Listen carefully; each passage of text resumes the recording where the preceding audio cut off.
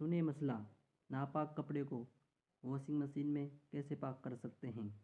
نیچے دیکھیں اور سنیں مسئلہ۔ کپڑا پاک کرنے کا کیا طریقہ ہے؟ کیا واشنگ مشین میں سارے کپڑے پاک ناپاک ایک ساتھ ڈال دیں تو وہ دھل کر پاک ہو جاتے ہیں، یا جو ناپاک ہے اس کو پاک کرنا پڑتا ہے، اور اس کا طریقہ کیا ہے؟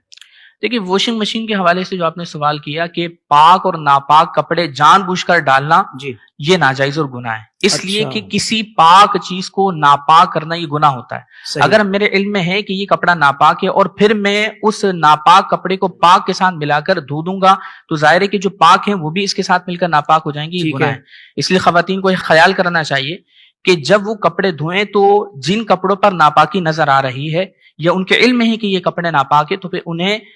ان ناپاک کپڑوں کو پاک کپڑوں کے ساتھ ملا کر واشنگ مشین میں نہ دھوئیں، بلکہ پہلے ناپاک کپڑوں کو علیحدہ کر لیں، ٹھیک انہیں ہے، پاک کیا جائے، پھر ان کو دیگر کپڑوں کے ساتھ ملا کر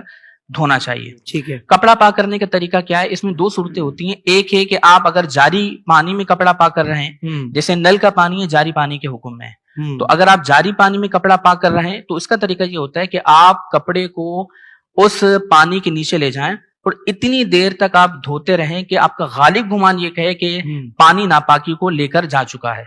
اتنی دیر تک اگر آپ نے دھو لیا تو یہ کپڑا آپ کے حق میں پاک ہے۔ صحیح، لیکن اگر آپ جاری پانی میں کپڑا پاک نہیں کر رہے، مثلا آپ مگ سے لے کر ایک مگا اس سے پانی لے کر ڈال کر آپ پاک کر رہے ہیں، تو اس میں پھر یہ دیکھا جائے گا کہ وہ جو ناپاکی کپڑے پر لگی ہے کیا وہ سوکھنے کے بعد اس کا جسم بن جاتا ہے یا نہیں بنتا۔ اسے کہتے ہیں نجاست مرئیہ اور غیر مرئیہ۔ نجاست مرئیہ کا مطلب یہ ہوتا ہے کہ ایسی ناپاکی کے سوکھنے کے بعد اس کی کوئی تہ بن جائے، کوئی جرم وغیرہ بن جائے تو اسے کہتے ہیں نجاست مرئیہ،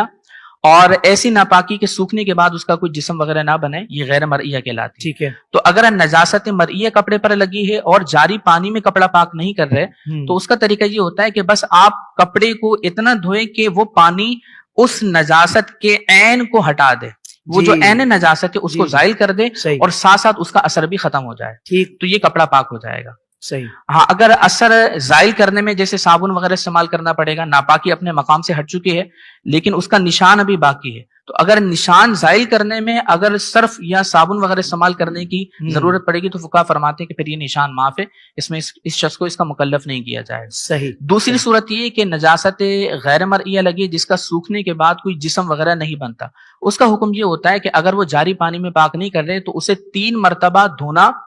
ہر بار پوری طاقت سے نچوڑنا یہ شرط ہوتا ہے، یعنی پہلے اس کو اچھی طرح دھوئیں گے اور پوری طاقت سے نچوڑیں گے کہ کوئی قطرہ نہ گرے، پھر دوسری مرتبہ دوبارہ دھوئیں گے اور پھر دھونے کے بعد پھر دوبارہ اتنی طاقت سے نچوڑیں گے کہ کوئی قطرہ نہ گرے، پھر تیسری مرتبہ دوبارہ اس کو اچھی طرح دھوئیں اور پھر پوری طاقت سے